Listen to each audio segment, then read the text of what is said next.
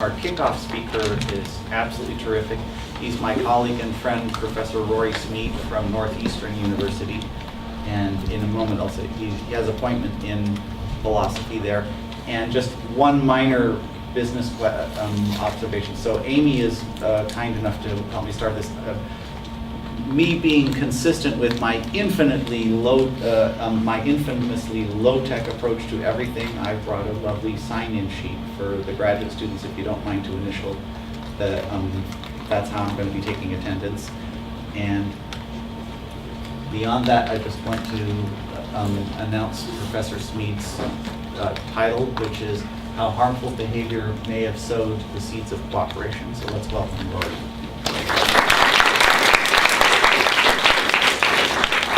Thanks, Peter. Thanks for the invite. Happy to be here today. I'm going to be giving a talk that I'm not a type of talk that I'm not normally normally I give sort of a detailed talk. It's kind of like a paper. There's a paper version to go along with the talk. There isn't a single paper version to go along with this talk. I've been working on the topic of spite for some time with a co-author of mine, Patrick Forber at Tufts University. And there's been something of an emerging theme that's come out of a ton of different papers. So today I'm going to try to sort of piece together that emerging theme. So it's a bit of a synthesis, and a little bit of, so there's a little bit more synthesizing, a little bit more speculation than you'd find if I was sort of just talking on one of my papers. I'm happy to go into detail on any of the specific results that I mention while putting together this narrative in the question period. So feel free to throw some more detailed questions at me then. But most of the talk is going to be sort of in a more bird's eye view, more general view of what we're thinking.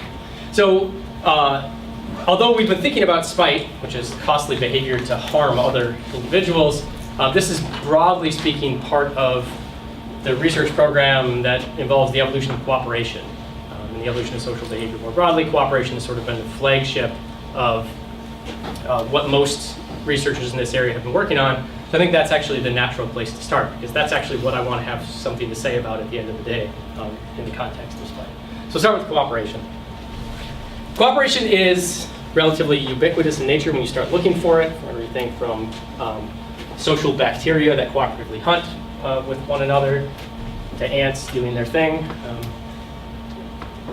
even lower mammals. Vampire bats will share blood with one another when they're hungry, and so on and so forth. All these examples are cooperative behavior. But cooperation presents a bit of an evolutionary puzzle.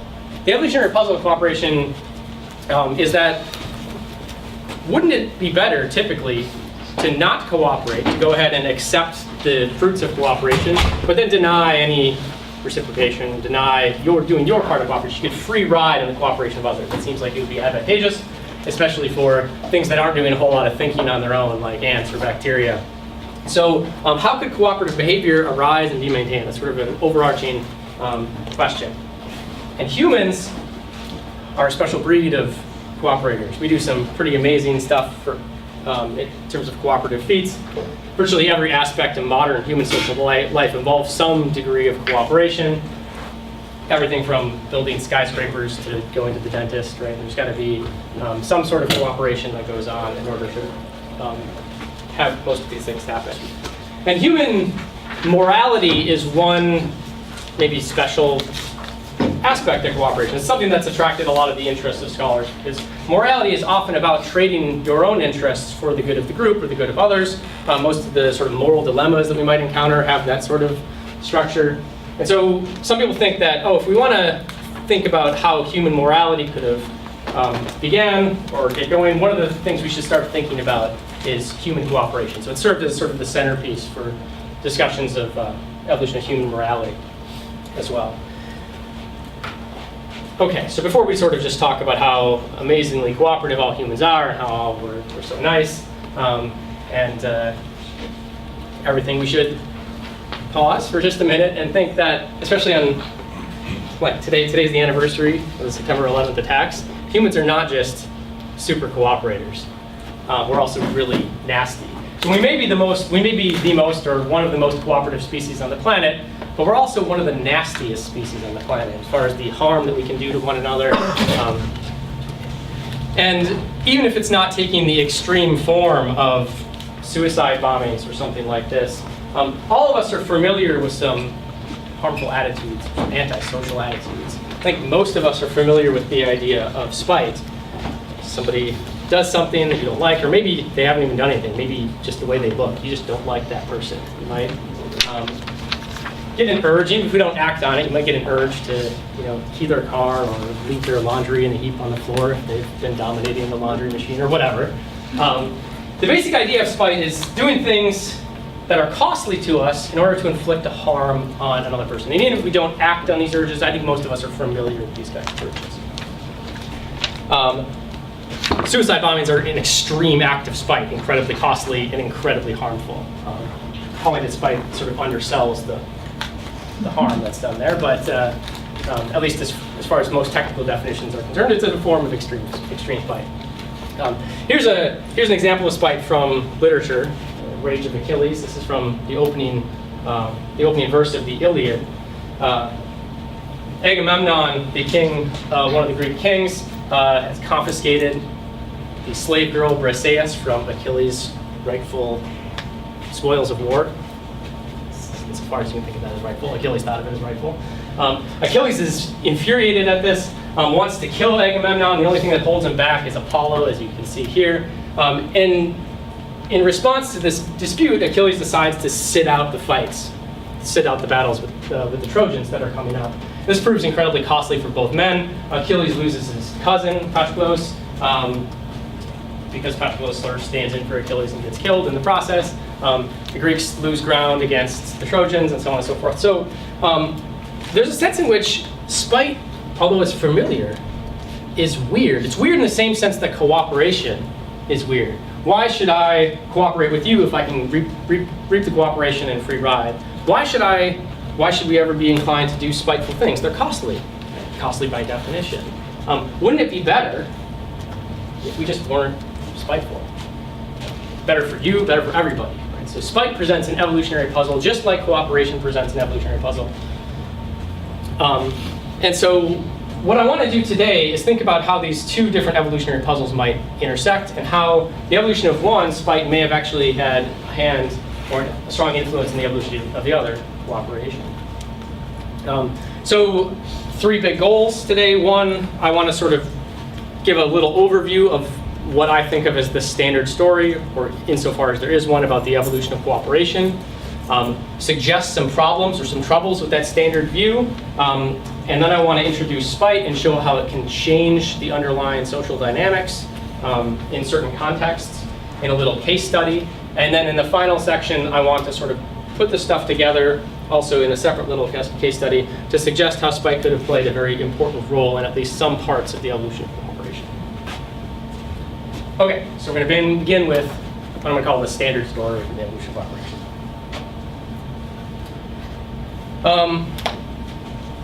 Game theory is a very useful tool for thinking about social interaction broadly, and it's been the main tool for thinking about the evolution of cooperation for several decades now. The most studied game for cooperation has been the prisoner's dilemma. And it's actually, the prisoner's dilemma presents a very hard case for cooperation. So 2 individuals meet, each has the opportunity to confer a benefit. B and the other, B is some value on the other at a cost to herself. We can represent games in this little table here, where the one player chooses the row that they're in, the other player chooses the column, and then they get the payoff that you see here. The payoffs are listed just for the player on the row side, but the columns payoffs are the sort of symmetrical version of that. And you can see what the evolutionary puzzle here is for cooperation. If the prisoner's dilemma is the thing that's representing the cooperative problem, whether I choose to help or refuse, so no matter what my partner chooses, help or refuse, I'm better off refusing. I don't have to pay that cost for helping. If my partner helps, I get the benefit, and I have to pay the cost if I also help, and I don't have to pay the cost if I refuse. And if my partner refuses, then the only way I don't get the worst possible payoff is by refusing as well. So refusing is what we call strictly dominant. It's the rational solution, and it's the expected evolutionary outcome in most of the sort of standard issue evolutionary models, where individuals just have a strategy and then reproduce based on the success of their strategy. We shouldn't expect cooperation to evolve in a sort of baseline case. But cooperation is actually diverse and complicated. There's lots of different kinds of cooperation, and it doesn't always take the form of the prisoner's dilemma. There are other games, such as the stag hunt, which I'm not going to talk about here today, that also represent sort of cooperative games. I'm going to, instead of thinking about some of these middling games like the stag hunt, I'm going to think about the other extreme, which is what I call the prisoner's delight game. It's a name that actually came from Brian Skirms. So in the prisoner's delight, we imagine two individuals meet, same as before, and each has the opportunity to confer a benefit to the other. But in this case, denying that benefit carries a cost. So in this case, it's costly to refuse help and not costly to give the help. The prisoner's delight is an easy case for cooperation. If this is the game that people are playing out in the world, we should expect cooperation to arise because it's in their interest. It's in the interest of the group, it's in the interest of the individual. There's no conflicts at all to be had here. Everybody should just cooperate and go along with it. And so there's actually good reason that despite the fact that a lot of scholars say, look, cooperation is a diverse phenomenon, there's all different kinds of interactions that go on. Nonetheless, they focus on the prisoner's dilemma, and the reason is actually pretty straightforward. The prisoner's delight is a boring game. There's nothing of interest there, the solution is obvious, and we get the result that would be expected. But if we can explain how cooperation comes about in the prisoner's dilemma, then presumably we can explain, and that's the hard case, we can then presumably explain it in basically any other case where it might come about. It just might be some sort of mitigated or easier explanation. So explain it in the hard case, and then the rest of the cases will follow. I actually don't think the delight is a boring case that's not worth consideration, as we'll see later on in part 2 of the talk. So let's think about how you get cooperation in the prisoner's dilemma. How do you get the helping behavior to come about? Sometimes this is called the evolution of altruism, and the reason is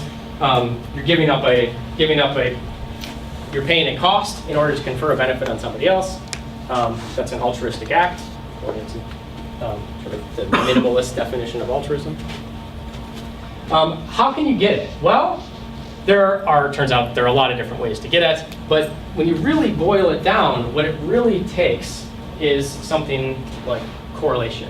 The idea is what goes around comes around. If altruism is directed at those that are altruistic, and as in if help is directed at those that tend to help, and refusal is directed at those that tend to refuse, if you want to get help, you should help. And if you don't want to get help, don't help. If there's this sort of directedness to the actions, then there's correlation. Helping is correlated with helpers, and refusal is correlated with those that refuse. If that correlation is strong enough, as in outweighs this ratio here, then you can get altruism to be beneficial, and it will evolve in most contexts. This is for those of you that like to track where things touch on interesting bits of historical literature, this is a generalization of what's called Hamilton's rule from biology. Hamilton's rule is specified in terms of genetic relatedness. It turns out that if you look through the math at Hamilton, it doesn't actually require genetic relatedness. All it requires is really something like correlation here. Some biologists call it assortment as well. Okay, so then the real question is, so how do you get the evolution of altruism? Correlation. Then the question becomes, well, how do you get the correlations? Turns out that there are tons of different ways to get correlations. And if you look through the literature on the evolution of altruism, especially the big papers historically, look at this interesting mechanism that then generates the correlation you need to get altruism. So local interactions can do it. If you tend to interact with just your neighbors, there's going to be some correlations that arise, and that helps you get the evolution of altruism or cooperation. You can have partner choosing, where I preferentially only play with those that have tended to help me in the past, or preferentially avoided those that have refused help. We could base our cooperative behavior on our family relationships, which are relatively easy to discern. This would be sort of classic kin selection type approaches to altruism. Or we might have, in the sort of broad cases where we don't get to choose who we're playing with, and we might not just be playing with our neighbors or our family members. So you can think of neighbors, friends, family. Signals are sort of cultural groups, so to speak. I actually love this picture for signals. There's so many signals these guys are using right now to either distinguish or not distinguish themselves from one another. So signals can be used to ground cooperation in the following way. If somehow cooperators can signal to one another that they're cooperators, then they can direct their cooperative behavior toward one another, and that helps you get cooperation off the ground. It's this one that we're going to be thinking about later on at the tail end. For now, we'll just sort of keep it at a high level. Okay, so let's. So here's how the story goes then. How did cooperation evolve? Well, you start in the easy cases. You start in the cases where you're thinking about like your close-knit family, where you can sort of monitor the behavior of other individuals, where it might be in your genetic interest to give up some costs in order that they benefit. The games tend to be more mutualistic in a lot of ways, right? What benefits one family member frequently benefits another family member, and so on and so forth. So you start with these easy cases, and then you start branching out. After cooperation gets established in the small family units, maybe it can get established among associates, and then after it gets established among associates, it gets established under broader and broader groups, until you wind up with something like large-scale human cooperation that we have going on now. But there are a couple of nuances here. It's not quite so straightforward. One nuance is that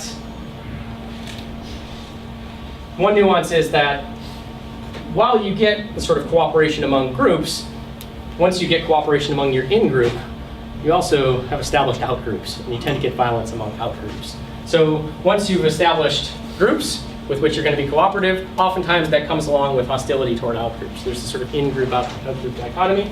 And oftentimes, if you read authors like Tomasello or Joshua Green, they recognize that there is this sort of dual aspect to cooperation within groups, that it tends to also be accompanied by hostility to out-groups. It's oftentimes viewed as this unfortunate byproduct of the cooperation that's come about, that the hostility to out-groups is something that was sort of an evolutionary accident of the good cooperation that happened within groups. Now there might be good reasons for that accident. There might be group competition and things like that. But there's sort of a caveat there, that it's not all sunshine and roses. The other caveat actually is that this extension, while I might be able to say it and it sounds straightforward, it's actually not straightforward when you think about how this is going to work mechanically. So this is a quote from a recent article in the journal Science, talking about this scaling up from the small scale to the large scale. Large-scale societies in which strangers regularly engage in mutually beneficial interactions are puzzling. The evolutionary mechanisms associated with kinship and reciprocity, which underpin primate society, those are the sort of easy cases, the close-knit friends and family cases, do not readily extend to unrelated groups. Now, of course, just like there are lots of ways to get altruism and cooperation in the prisoner's dilemma, there are lots of mechanisms of correlation. There are lots of mechanisms to get around this problem too. They might involve things like reputation-based cooperation, where even if I can't directly observe your behavior, I might have seen your reputation, so I know whether or not to cooperate with you based on whether or not I've heard good things about you, whether or not, I know whether or not to cooperate with that guy on eBay because he's got a 5-star rating, right? And the other guy has a 1-star rating because he's, screwed over some customers, so we're going to avoid that guy. We might establish institutions and regulations to help extend that. We might make contractual agreements either in the sort of implicit verbal agreement sense, or we might do it in more robust ways where we use some of those institutions and regulations. But almost all of these require some form of punishment, which is the sort of second caveat, where things get a little complicated on the standard story.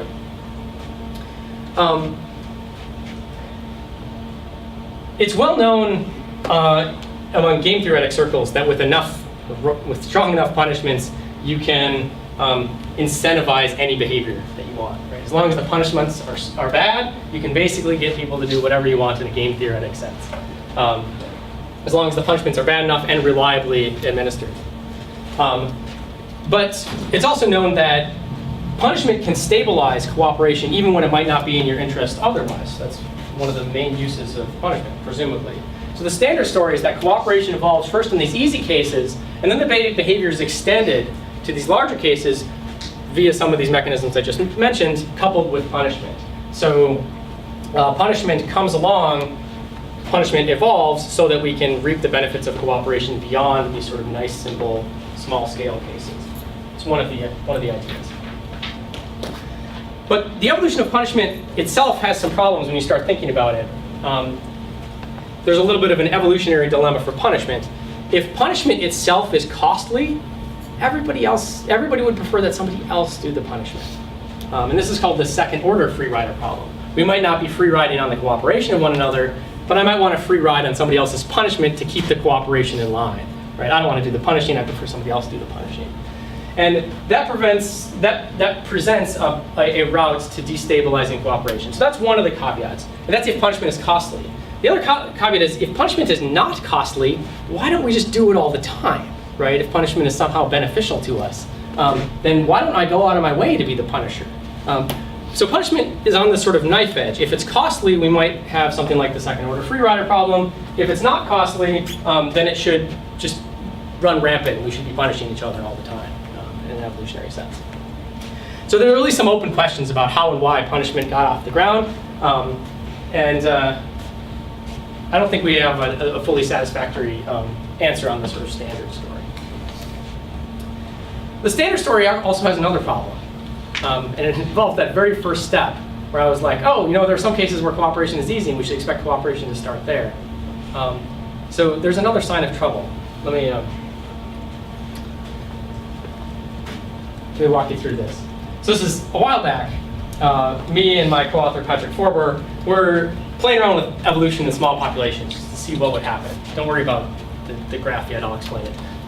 We were playing around with evolution in small populations to see what would happen, and we were playing around with this process called the frequency-dependent Moran process, which is, it's effectively just an evolutionary dynamics for how populations change over time. And it works according to any standard evolutionary dynamics. It can be interpreted either as imitation learning or as a life-death reproduction process. The basic idea is you start with a population, every generation somebody dies, or if they don't die, they decide to change their strategy. What the new strategy is for that person in the population depends on how well all the other strategies are doing in the population. And then this goes until the population sort of falls into a stable place or gets fixated in some way or another. And out of curiosity, we threw the prisoner's delight in there. If you remember the prisoner's delight, that's the easy case. That's the case where cooperation is supposed to just happen all the time. And we noticed that we weren't getting cooperation all the time in the easy case. And so we're like, well, let's just crank up the benefit. So we cranked up the benefit that you're getting from cooperation, because presumably the more benefit from cooperation, the more we should see it. We saw the opposite effect. That the more we cranked up the benefit from cooperation, the less we saw it. And this is the easy case. It's small populations playing the game where cooperation is supposed to be the obvious thing to do. But nonetheless, the bigger the benefit from cooperation, the less we saw it. And then, of course, we had to answer why this was happening. And the answer turns out to be somewhat complicated, involving, among other things, like evolutionary drift. But there was one thing that was particularly salient. And that is, when the benefit of cooperation is really, really large, it turns out that there's a sense in which it can be used as a weapon, an evolutionary weapon against other individuals, by denying them that benefit. If everybody's sort of distributing the benefit, I can deny you a benefit, and if the population's small enough, I can gain a relative advantage over you. I pay a relatively small cost, deny you a huge benefit, and now I've actually lowered the average fitness of the population so that I do better than average. You do way worse than average, right? And that is spite, which is the next topic. So what we noticed here is that even in the easy cases, we started seeing the evolution of spite, which actually runs counter to one of the aspects of the standard story. I apologize, I forgot to mention, is that when you see harmful behavior or non-cooperative behavior, it's typically thought of that when you see non-cooperative behavior, it's a result of people's selfish motives getting the better of them. They're not thinking about the whole, they're not thinking about the group. But in this case, we're seeing non-cooperative behavior even when it's in their interest to be cooperative. That was the thing, that's one of the things that's strange. So we might see harmful antisocial behavior even if it's not selfish. It's just straight up spiteful. Okay, so let's take a little tour through spite here to hammer some of these out. We're going to stay with the prisoner's delay. I'm going to tweak it a little bit, so call this the prisoner's delay version 2. And the only thing I'm going to do is that instead of paying a cost to deny a benefit, I'm just going to make that just a straight up harm, right? As opposed to thinking about it as denying a benefit. So now, two individuals meet, each have the opportunity to harm the other individual at a cost. So you got to pay a cost in order to harm the other person. We might, if neither of us decides to take that opportunity, we get 0. If I decide to harm you, I pay a cost. You get a harm. You get the harm. And if we both decide to harm each other, we both pay the cost and we both get harmed. Again, in this case, it's easy to see that harming is not a smart move. You always have to pay the cost. No matter what the other guy does, you're better off not harming in this case. The harm in this case is a stand-in for spite. It's a game of spite. And so we might ask the same question that we asked before about altruism. How do you get altruism to evolve? The way we get altruism to evolve was positive correlation. When we have what goes around comes around. For spite, the answer is exactly the opposite. How does spite evolve? It's when what goes around goes away, or whatever, right? So it doesn't come around again. So if somehow spite is directed at individuals that tend not to harm, that's called negative correlation. And when there's negative correlation in the population, as long as the negative correlation is strong enough relative to that ratio, you can get spite to evolve. So this is the dark underbelly of Hamilton's, the generalized version of Hamilton's rule. And Hamilton himself was aware of this. He talked about it in terms of negative relatedness rather than negative correlation, but it can be generalized in the same way as the other things. So again, how do you get spite to evolve? When you have negative correlation, spite will evolve. But then the question becomes, well, how do you get negative correlation? And just like before, there's a lot of different ways you can get negative correlation. Now you notice some of these are exactly the same ways that you get positive correlation, because it turns out that almost any mechanism that can be used to induce a positive correlation among behaviors in the population can also be used to induce a negative correlation among the behaviors in the population. Just depends on how it's employed and how it's used by the individuals in question.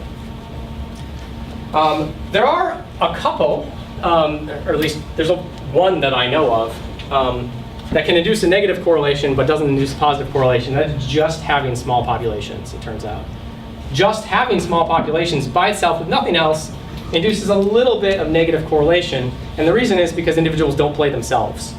And so they can at least direct their harm away from themselves.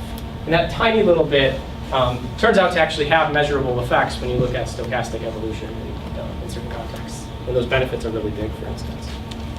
And that's what we were seeing when we were running those simulations in the small populations.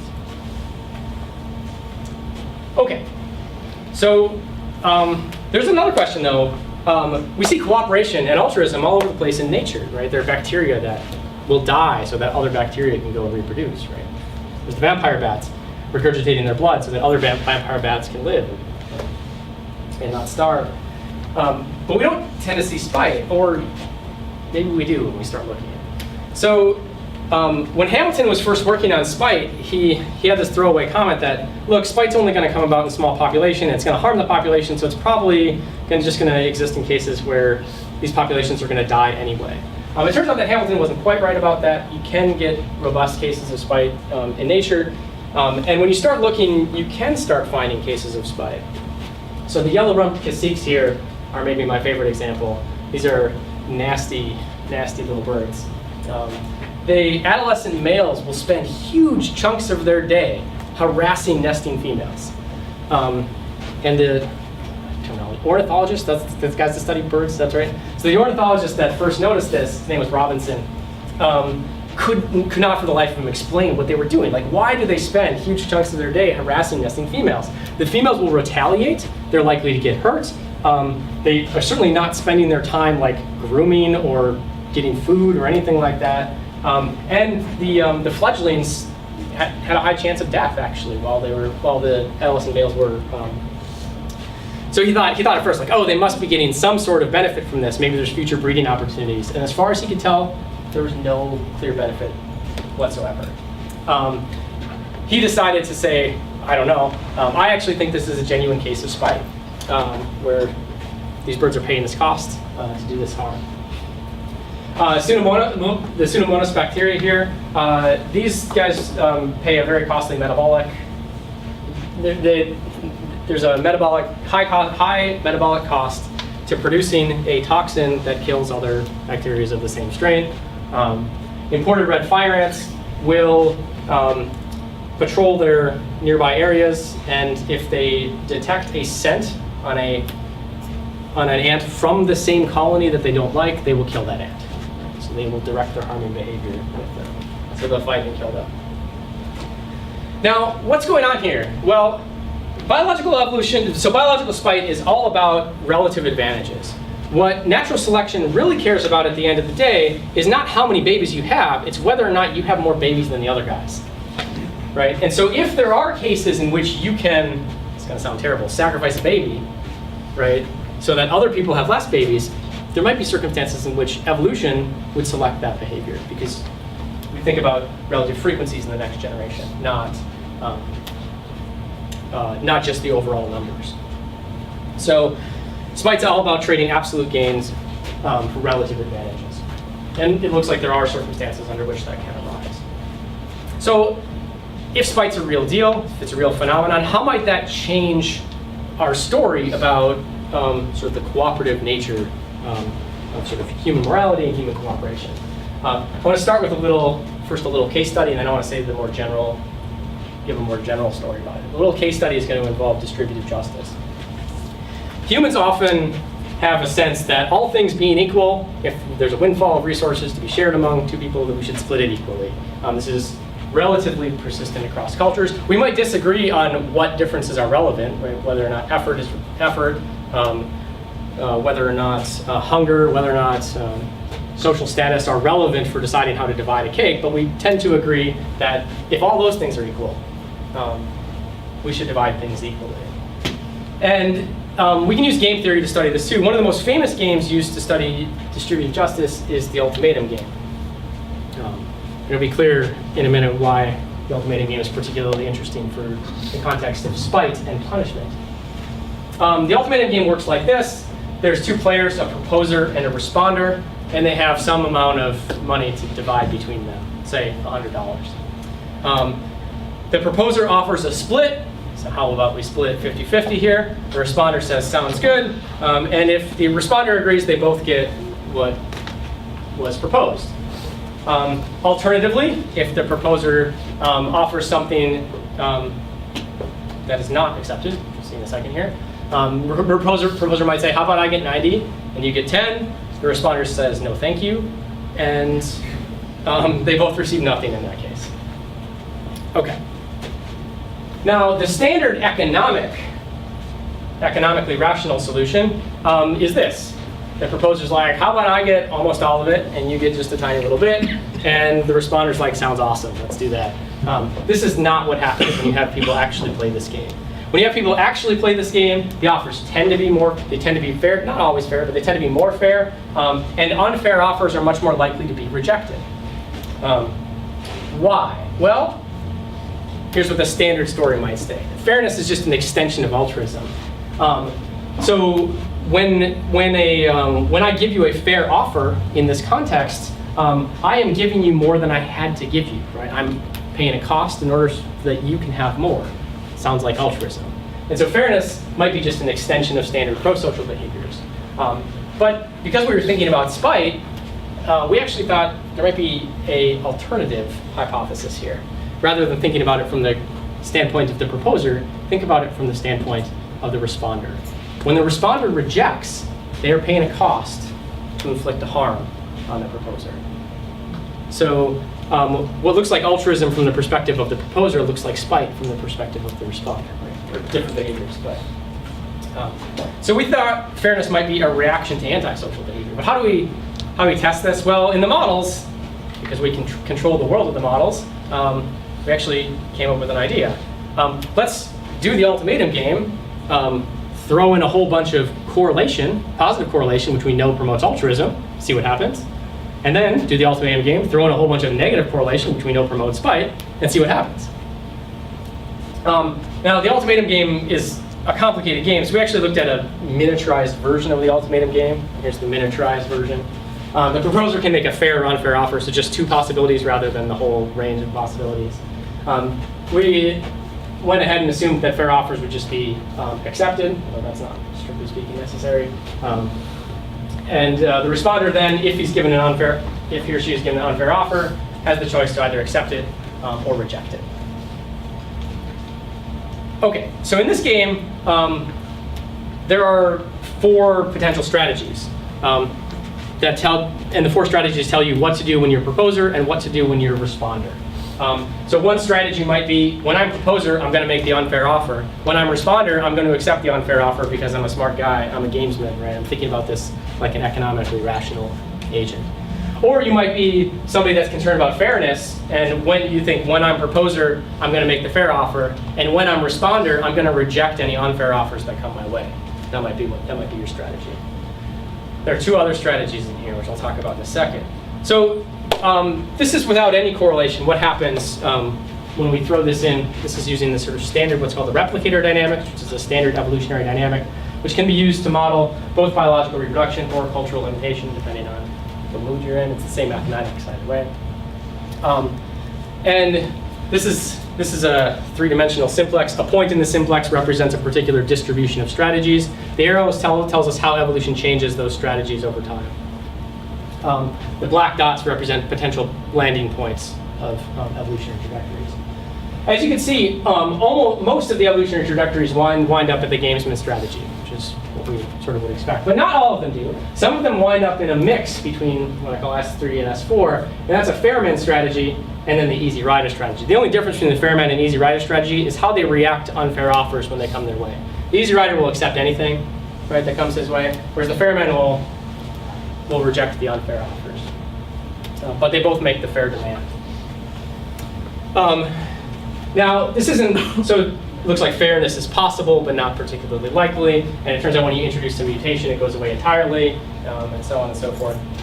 So I think it's safe to say evolution favors the gamesman strategy typically in the Ultimatum game. When you throw in a whole bunch of positive correlation, which is supposed to promote altruism, nothing changes. You get exactly the same picture, basically. When you throw in a whole bunch of negative correlation, which is supposed to promote spite, the picture can change dramatically.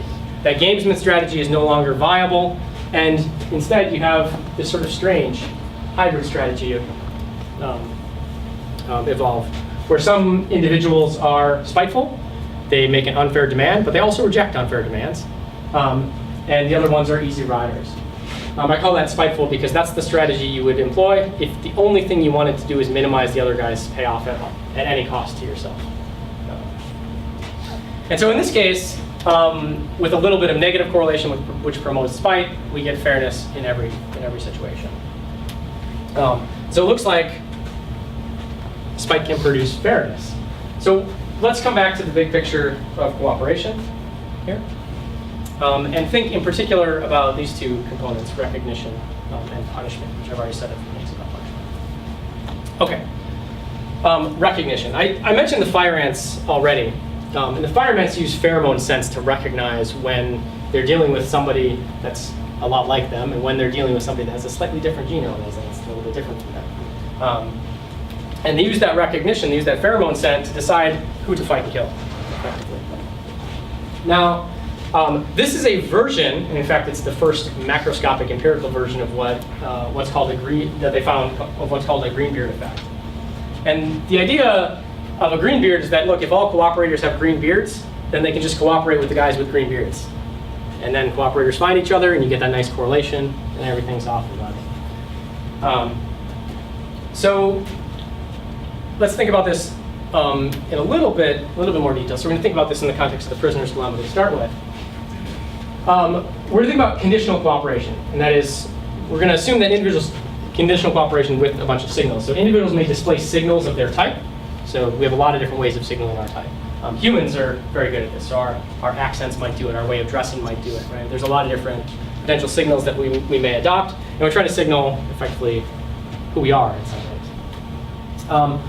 And then the agents, in addition to broadcasting a signal, may then cooperate with those that have the right signal and not cooperate with those that have the wrong signal. There's actually two factors here. There's production of the signal, and then there's recognition of the appropriate signal. There's an interesting, complicated story to be told about production. I'm going to ignore that for now. I'm just going to talk about signal recognition, because I think something really interesting happens there.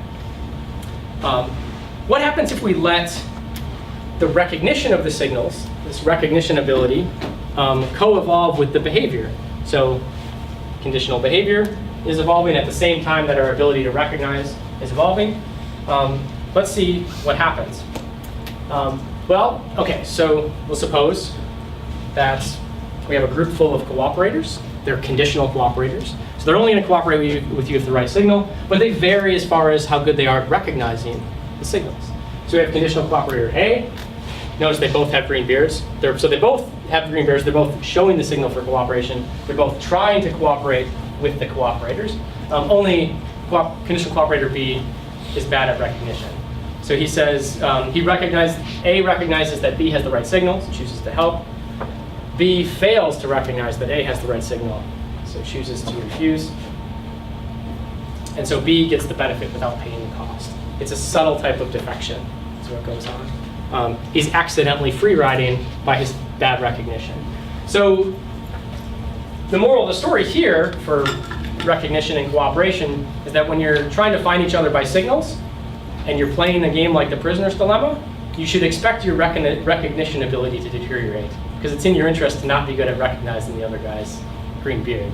So this guy's like, oh yeah, he's got a green beard, I'm gonna cooperate with him. That guy says, that guy's beard is not green enough, right? Doesn't have the right shade of green, I'm out.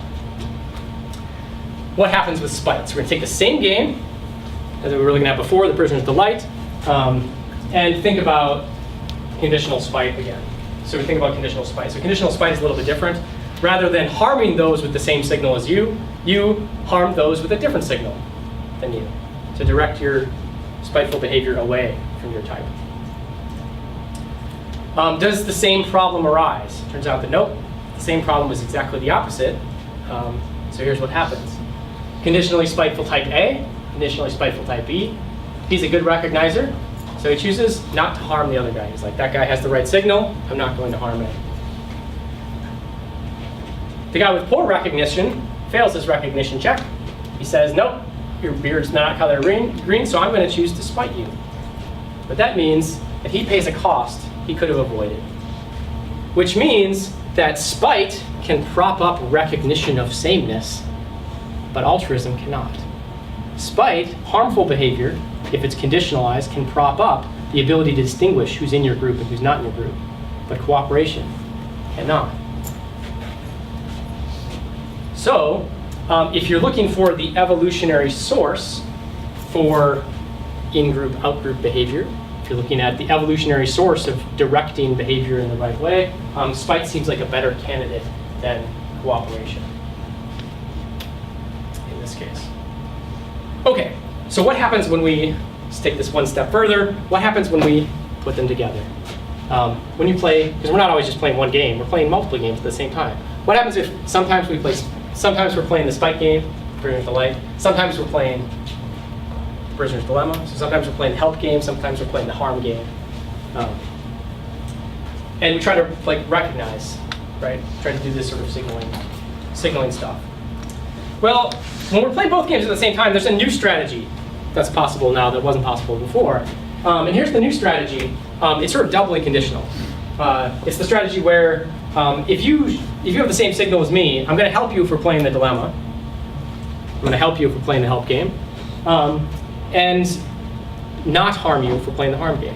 And if you have a different strategy, I'm going to not help you if we're playing the help game, but I'm going to harm you if we're playing the harm game. So it's both altruistic, conditionally altruistic, in the dilemma, and conditionally spiteful in the delight. This new strategy, it turns out, can co-evolve with recognition under a certain set of circumstances. So this new strategy can be evolutionarily successful. So I'll show you. So there are now 4 potential strategies. The strategy that pursues economic rationality at all costs, we'll call that the egoists. The strategy that's conditionally altruistic in the prisoner's dilemma, but economically rational in the delight. The strategy that's spiteful in the delight, but economically rational and dilemma, and then the strategy that's doubly conditional, like we just talked about here. So the C type here is that doubly conditional strategy. The E type is the economically rational strategy. And the S type is the conditionally spiteful strategy. There's a fourth type, and that's just the conditionally altruistic strategy. You notice that doesn't show up anywhere in here. And the reason that doesn't show up is precisely because the recognition deteriorates. If those guys were to ever evolve, they would evolve away their recognition, and then they would be invaded by guys that were economically rational. Now this, the x-axis here is the probability that you play the dilemma, the help game, as opposed to the delight, the harm game. So what this means is, if these numbers are low, it means you're playing the harm game more often than you're playing the help game. And if the numbers are high, it means you're playing the help game more often than you're playing the harm game. So what we see here is that if there's lots of opportunities to help one another, in the sense of the delight, there's really only one game in town, and that's to be economically rational. But if there are enough opportunities to harm one another, then the opportunities to conditionally harm promote the sort of stability of the signaling and the recognition, who's on whose team, and that then enables the doubly conditional strategy to also be helping in the dilemma, in the prisoner's dilemma. So what this is showing here is that you can get signaling and recognition of signaling to support the evolution of altruism and cooperation, but only if it is also supporting the evolution of conditional spite and harm at the same time. And in fact, it's the presence of the conditional harm that's promoting the very mechanism that is allowing for the cooperative helping to emerge. Okay, so a couple of remarks here. Big picture, I think both spite and altruism are important, are very important to social interactions. I mean, as are a lot of different behaviors, but I want to say, like, directing harm is just as important as directing help, especially for the evolutionary story of how these things get started. But a little side note here is that harm might not merely be selfish, as in it might just evolve due to negative correlation for whatever reason. It might not be selfish, it might just be spiteful. So if we see things, if we see people acting in ways that are immoral, harmful, so on and so forth, it might not just be a product of their self-interest taking over. There might be something else going on, a third force. So there might be the good of the group, there's the good of the individual, and then there's something else, right, that's darker than either of those. And we saw that there are some cases that I just walked us through where spite can promote and maintain mechanisms of correlation, namely this recognition, the production of signaling, and serve, when you start thinking about that doubly conditional strategy, it starts looking like a primitive form of punishment. I'm going to cooperate with you, so we send each other signals. If you have the right signal, I cooperate with you. If you don't have the right signal, I punish you. Now, it's not that far to say maybe another way, or sorry, I'll harm you. It's not that far to say, if you don't behave in the right way, I'm also going to start harming you, right? And that starts looking more like a form of punishment. Punishment is sort of conditional harm that's directed at other people's behavior in the right kind of ways, sometimes with many extra layers put on top, especially in our modern institutions. And so I think this provides an inkling of how you might get punishment off the ground without dealing with that evolutionary dilemma of punishment that I mentioned earlier.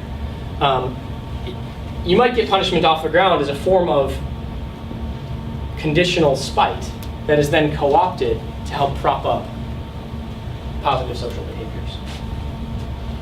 Also, we get group identification prior to cooperation. So it's not that. So to go back to the standard story is we get this group identification because it helps cooperation flourish. I think if you're thinking about the signal recognition case, are you on the same team as me? You mainly get that to direct your harm in our models. in the right kind of way. And it's only after you do that that you can use it to direct your helping behavior in the right kind of way. Okay. We're not the first person to have this idea. In fact, it's a very old idea. Here's Nietzsche on punishment. The procedure of inflicting harm itself will be something earlier than its employment in punishment. That the latter is only projected and interpreted into the procedure which has long since existed but been employed in another sense. When Nietzsche, so this is in a place in the genealogy of morals where Nietzsche is actually raising an interesting point about evolution more generally, and that is that sometimes what looks to be the current function of a particular behavior or a particular trait is not the reason it evolved. It might be the reason it's useful now, but that's not necessarily the reason it evolved. And so we want to be careful. Yes, punishment may be very important to maintaining cooperation, maintaining and promoting cooperation now, but that's not necessarily the reason. The benefits of cooperation are not necessarily the reason that the punishment evolved in the first place. So I guess what I'm suggesting is that Nietzsche, at least on this small point, may have been right. Thank you.